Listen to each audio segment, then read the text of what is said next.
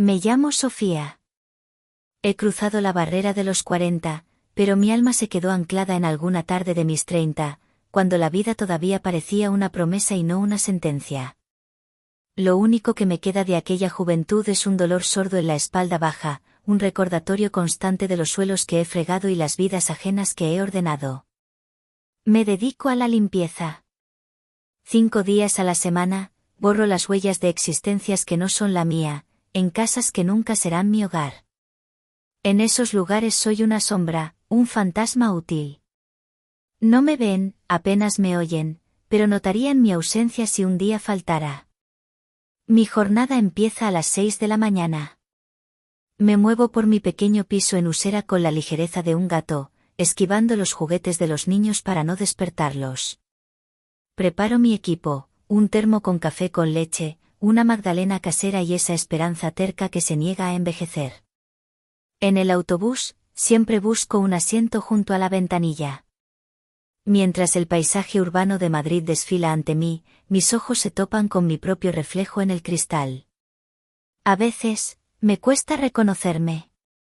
El espejo de mi baño es amable, pero el cristal del autobús es cruel, me devuelve una fatiga que no sabía que llevaba puesta. Visto mi uniforme de trabajo, un sencillo vestido de lino azul que compré en un mercadillo. Es cómodo y fresco, pero con los años se ha amoldado a mi cuerpo de una forma que a veces me incomoda, como si revelara más de mí de lo que quisiera. Mis pies, dentro de unas alpargatas gastadas, son los que más sufren el paso de las horas. Una mañana, recibí la dirección de un nuevo cliente. Estaba en Chamberí, en una de esas calles señoriales y tranquilas donde el ruido de la ciudad parece pedir permiso para entrar. La casa era enorme, silenciosa, y olía a paredes recién pintadas, a madera y a una soledad que casi se podía tocar. Me abrió la puerta un hombre de pelo entrecano, rostro serio, pero con una cortesía cansada en la mirada. «Soy Mateo», dijo. Su voz era grave, poco acostumbrada a ser usada. Esta era la casa de mi madre. Se ha quedado vacía hace poco. Necesito ponerla en orden. Podría ser un trabajo para largo. Mientras hablaba, mis ojos escanearon el salón sin poder evitarlo. No había polvo en las estanterías, pero sí un vacío palpable. Un rayo de sol matutino se colaba por el ventanal e iluminaba un único sillón de orejas, solitario en medio de la vasta estancia. En ese instante comprendí que a esa casa no solo le faltaba limpieza, le faltaba vida. Sus manos, al cerrar la puerta, eran grandes, con nudillos marcados, las manos de alguien que quizás antes hacía algo más que teclear en un ordenador. Llevaba una camisa blanca impecable, arremangada justo por debajo de los codos, dejando a la vista unos antebrazos fuertes y velludos. Un escalofrío casi imperceptible me recorrió. El primer día transcurrió en un silencio casi litúrgico. Yo me dediqué a mis tareas, metódica, precisa. Él trabajaba con su ordenador portátil en la mesa del comedor. Pero había algo extraño. Su silencio no era vacío, sino denso, lleno de cosas no dichas. Todas las personas producen algún tipo de ruido, incluso en la quietud, un carraspeo, el roce de la ropa, un suspiro. Él no. Su presencia era una ausencia sonora, un peso en el aire. Mientras limpiaba el polvo de un marco de plata con una foto antigua, sentí, o creí sentir, su mirada en mi nuca de vez en cuando. No me giré. Continué con mi baile silencioso y metódico, el trapo moviéndose en círculos rítmicos. Mi vestido de lino se pegaba ligeramente a mi espalda por el esfuerzo, y fui consciente de cada uno de mis movimientos, como si estuviera actuando en un escenario para un único espectador. El aroma de mi producto de limpieza se mezclaba con un leve rastro de su colonia, algo amaderado y masculino que parecía impregnar el ambiente. Cuando terminé, simplemente me dijo, «Gracias. La semana que viene, a la misma hora». Ni una palabra más. Salí de aquella casa con la extraña sensación de que el silencio me había estado observando. Y supe que en esa casa no solo había que limpiar el polvo, sino quizás, sanar una herida invisible. Toda la semana, el silencio de esa casa resonó en mi cabeza como un eco persistente. Era una sensación extraña, como llevarse a casa el mar en una caracola. En el autobús de vuelta a Chamberí, ya no miraba mi reflejo. En su lugar, observaba las fachadas de los edificios, imaginando las vidas que se tejían tras cada ventana, y me preguntaba por la vida que se había detenido en el piso de Mateo. Ese día, sin saber muy bien por qué, me puse un vestido distinto. Era de algodón, color terracota, un poco más teñido que el de lino. Y rescaté del fondo de mi joyero una fina cadena de oro con un pequeño medallón de la Virgen que me regaló mi madre. Era un gesto tonto, quizás, una pequeña armadura o una forma de sentirme más yo, más Sofía y menos, la chica de la limpieza. Cuando Mateo abrió la puerta, su expresión fue la misma, seria y contenida. Pero sus ojos, por una fracción de segundo, parecieron registrar el cambio. Su mirada bajó de mi rostro a mi cuello, deteniéndose un instante en el punto donde brillaba el oro sobre mi piel, y luego volvió a subir. No dijo nada, pero fue como si el aire entre nosotros se hubiera cargado de electricidad estática. Me hice a un lado para entrar, y al pasar junto a él, rocé su brazo sin querer. Fue un contacto mínimo, tela contra tela, pero sentí el calor de su cuerpo a través de la manga de su camisa. De nuevo, olí ese aroma a madera y a limpio, a hombre. Comencé mi rutina en el salón, pero el silencio ya no era el mismo. Antes era un silencio pasivo, pesado. Ahora estaba tenso, expectante. Podía oír el leve rasguido de su pluma sobre el papel a mis espaldas, el chasquido ocasional de las teclas de su portátil. Eran sonidos pequeños, pero en la quietud de la casa, sonaban como truenos. Yo, por mi parte, era consciente de cada uno de mis gestos, el susurro del trapo sobre la madera, el modo en que el vestido se ajustaba a mis rodillas cuando me agachaba, el suave tintineo de mi medalla contra mi esternón. Después de una hora, apareció en el umbral del salón. Sofía, dijo. Era la primera vez que pronunciaba mi nombre. La palabra, en su voz grave, sonó extraña y familiar al mismo tiempo. La cocina, necesita una mano experta. ¿Podrías echarle un vistazo? Asentí. La cocina era un espacio de acero inoxidable y azulejos blancos, impecable pero frío, como si nunca se hubiera cocinado nada en él con amor. Mientras yo organizaba los productos de limpieza bajo el fregadero, él se quedó apoyado en el marco de la puerta, observándome. No de forma indiscreta, sino con una curiosidad tranquila, casi estudiosa. Abrí el grifo para humedecer un paño y el agua salpicó, mojando el cuello de mi vestido. Solté una pequeña exclamación de fastidio y al levantar la vista para coger un trozo de papel, nuestros ojos se encontraron.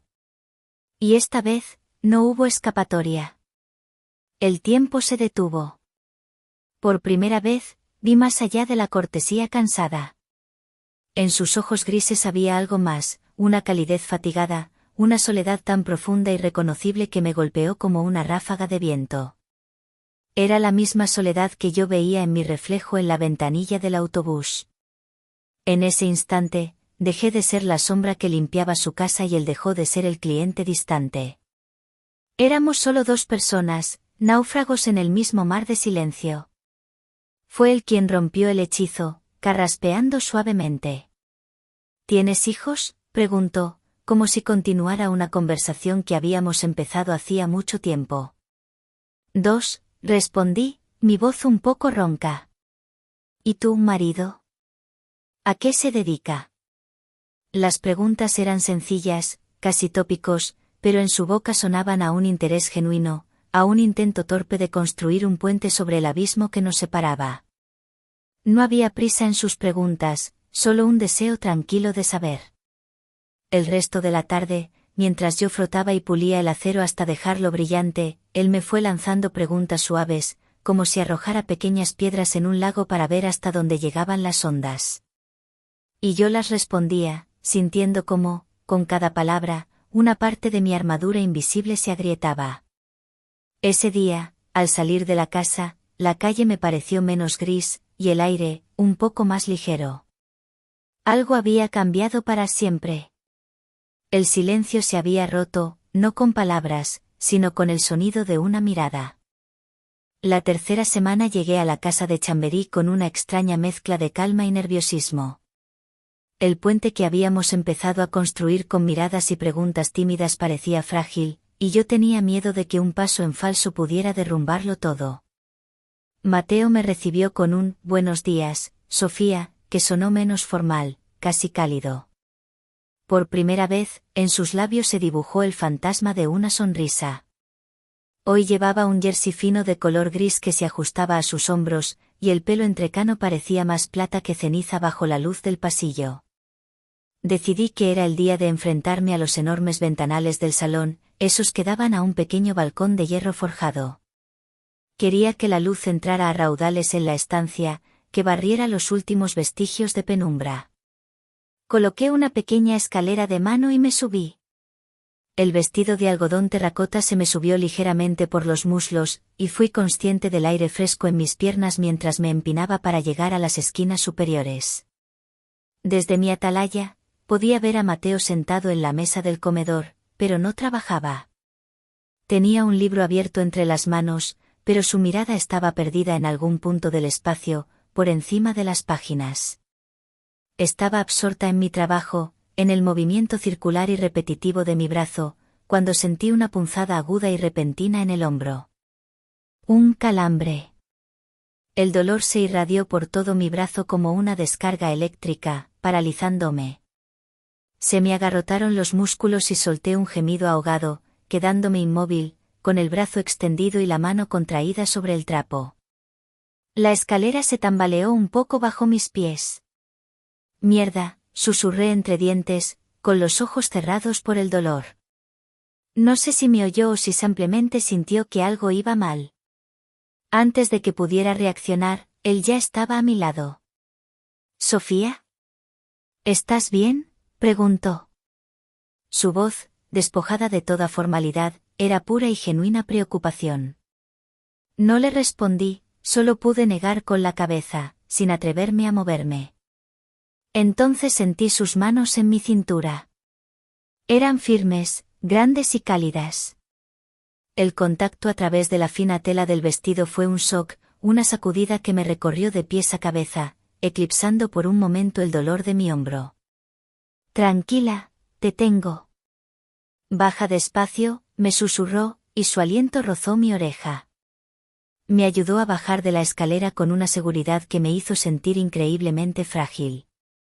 Una vez en el suelo, me quedé de pie frente a él, tan cerca que podía ver las finas arrugas junto a sus ojos y contar las hebras plateadas de su barba de 2 días.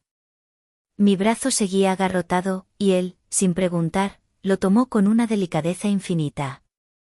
Sus dedos largos y expertos buscaron el nudo de tensión en mi hombro y comenzaron a masajearlo con una presión suave y firme. Cerré los ojos. El mundo se redujo a la sensación de su pulgar moviéndose en círculos sobre mi piel, deshaciendo el dolor. Su toque no era clínico ni impropio, era un acto de puro y simple cuidado. Mientras lo hacía, vi que su mirada se desvió por un instante hacia mi tobillo desnudo, donde la tira de la alpargata se había desatado. Cuando el dolor amainó, me soltó, pero el calor de sus manos permaneció en mi piel como una marca invisible.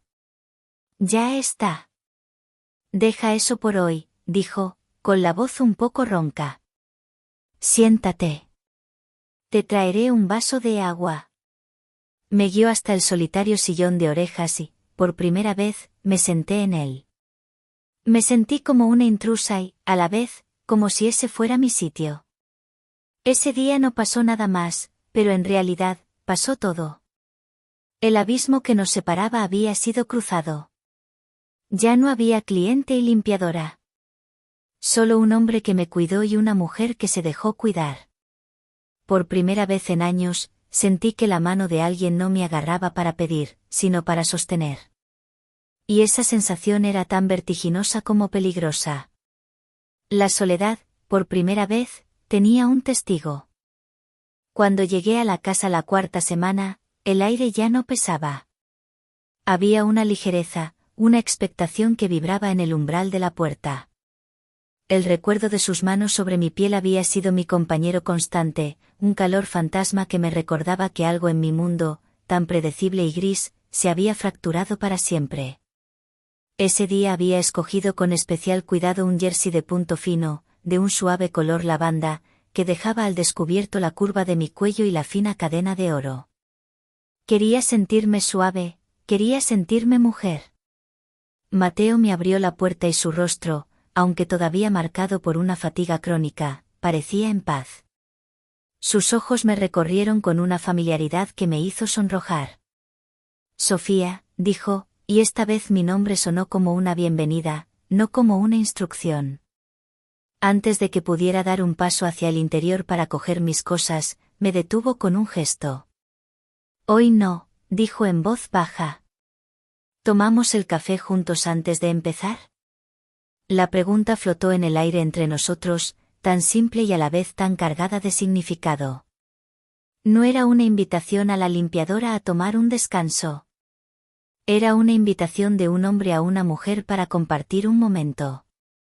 Para detener el tiempo. Asentí, incapaz de articular una palabra. Me guió al salón, donde había colocado una silla sencilla frente al gran sillón de orejas, creando un pequeño círculo de intimidad junto al ventanal. El sol de la mañana entraba a raudales, dibujando rectángulos dorados en el parqué. Regresó con 2 tazas de café humeante. El aroma llenó la estancia, un olor doméstico y reconfortante que contrastaba con el silencio solemne de la casa. Nos sentamos, él en el sillón, yo en la silla. El espacio entre nosotros era de apenas 1 metro, pero se sentía como el universo entero. El tiempo pareció ralentizarse, volverse denso como la miel. El único sonido era el suave tic-tac de un reloj de pared y el de nuestras tazas al posarse en los platillos. El silencio nos envolvió, pero ya no era un silencio vacío o incómodo. Era un velo de tul, una manta cálida bajo la que 2 almas se reconocían sin necesidad de hablar. En un momento dado, nuestras manos quedaron muy cerca. La mía, apoyada en el brazo de la silla, la suya, relajada sobre el borde del sillón. No se tocaron, pero sentí una corriente invisible, un magnetismo que tiraba de mis dedos hacia los suyos. El aire entre ellas chisporroteaba. Podía sentir el calor que emanaba de su piel. Levanté la vista y él ya me estaba mirando. Y en esa mirada lo vi todo, la soledad compartida, la pregunta silenciosa, el deseo de conectar que era un espejo del mío. Casi sin darme cuenta, nuestra respiración encontró un ritmo común, una cadencia lenta y profunda que nos acompasaba. Fue como si el viento hubiera levantado una cortina que nos había mantenido separados, arrojándonos el uno hacia el otro en esa quietud. No se movió un músculo, no se pronunció una palabra, pero sentí como la tapa de un cofre, cerrado con llave durante décadas en mi interior, se entreabría con un chirrido. No era mi corazón latiendo, eran todas las cosas que no había dicho en años, todas las caricias que no había recibido, todos los sueños que había guardado, despertando de golpe. La gramática del aire era más elocuente que cualquier idioma. Y en ese lenguaje silencioso, nos lo dijimos todo.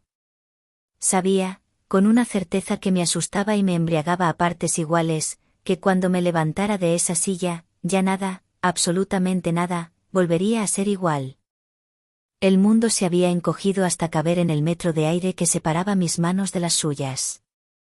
En el lenguaje de nuestros ojos, habíamos confesado décadas de soledad.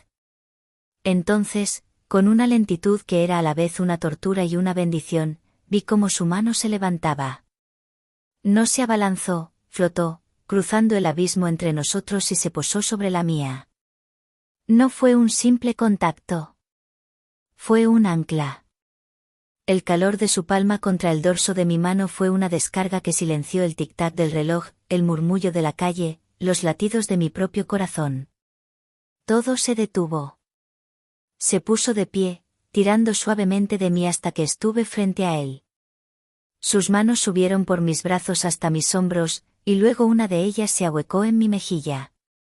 Su pulgar trazó la línea de mi mandíbula, un gesto tan tierno y reverente que sentí que iba a romperme.